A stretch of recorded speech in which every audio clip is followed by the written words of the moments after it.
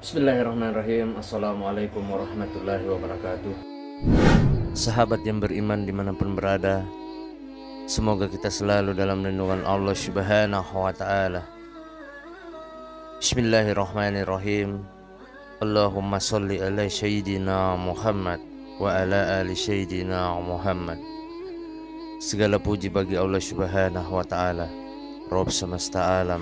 Salawat dan salam kepada Nabi kita, Nabi Muhammad sallallahu alaihi wasallam, keluarganya, para sahabatnya, dan orang-orang yang mengikuti mereka hingga akhir zaman.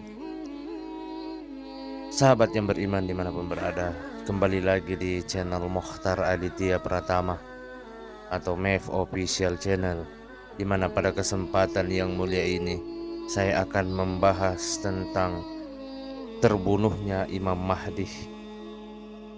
Sahabat yang beriman dimanapun berada, sebelum kita memasuki pembahasan yang lebih jauh, saya meminta dukungan supportnya dengan cara like, share, dan subscribe agar tetap berkarya dalam kisah-kisah Islam, terutama kisah Al-Mahdi.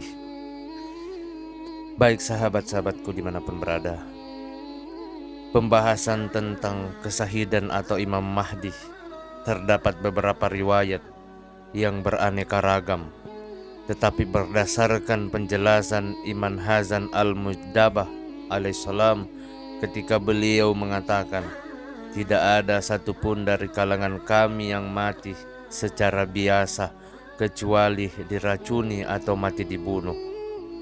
Hal ini menunjukkan bahwa riwayat yang menegaskan kesyahidan beliau ditarjih oleh riwayat lainnya.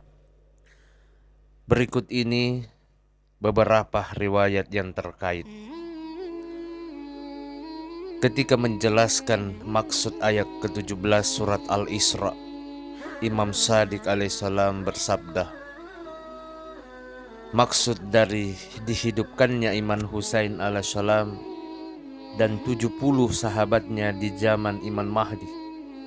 Ketika itu Imam mengenangkan mahkota emas di kepalanya dan memberitahukan kepada umat manusia akan rajiah dan hidupnya kembali Imam Husain alaihissalam, sehingga orang-orang mukminin tidak lagi berada dalam keraguan. Sahabat yang beriman dimanapun berada, semoga kita selalu dalam lindungan Allah subhanahu wa ta'ala. Tentu hal tersebut terjadi pada saat Imam Mahdi berada di antara umat manusia pada saat ma'rifat dan imam kepada imam terbenam di hati-hati umat manusia. Ketika itu Imam Mahdi syahid, kemudian Imam Husain alaihissalam akan memandikan, mengkafani, menghanut dan menguburkannya. Selain wasih, tidak akan ada yang dapat menguburkan Wahsy. Suhri berkata, Imam Mahdi hidup selama 14 tahun dan setelah itu akan pergi ke sisi Allah subhanahu wa ta'ala. Wallahu alam bisawab. Urtah berkata, telah sampai berita kepadaku bahwa Imam Mahdi hidup selama 40 tahun. Setelah itu beliau akan meninggal dunia di atas tempat tidurnya.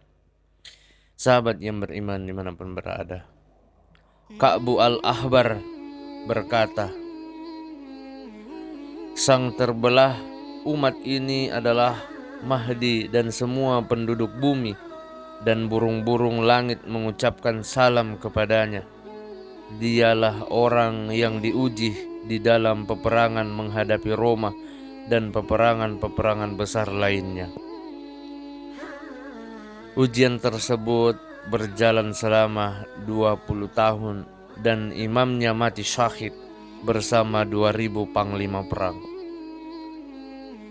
Setelah itu tidak ada musibah bagi kaum muslimin pasca wafatnya Rasulullah sallallahu alaihi wasallam. Sahabat yang beriman dimanapun berada, yang lebih berat dari kesyahidan Imam Mahdi tentunya perkataan-perkataan Sohri, Urtah dan Ka'ab tidak bisa kita jadikan sandaran, melainkan apabila memiliki kesaksian yang benar. Wallahu alam bishawab. Sahabat yang beriman dimanapun berada, bagaimana Imam Mahdi syahid? Dalam kitab Izam An-Nasif mengenai kesahidan Imam Mahdi disebutkan seperti ini. Ketika sampai pada tahun 70 wafatnya Imam Mahdi, akan tiba seorang wanita bernama Syaidah dari kaum Bani Tamim. Dialah yang akan membunuh beliau. Ciri-ciri wanita itu seperti orang laki-laki dan berjenggot. Sahabat yang beriman dimanapun berada, ketika Imam Mahdi melewati rumah wanita itu, ia membunuh beliau dengan melemparkan batu dari atap rumahnya. Ketika beliau wafat, Imam Husain alaihissalam mengurus pemandian, pengkapanan, dan penguburannya. Tentunya selain dari kitab tersebut, di kitab lain tidak menemukan atau riwayat tentang kesyahidan Imam Mahdi seperti ini. Imam Shadiq alaihissalam bersabda, Husain alaihissalam bersama para sahabatnya yang telah syahid akan datang bersama 70 nabi, sebagaimana diutusnya 70 orang bersama Nabi Musa alaihissalam.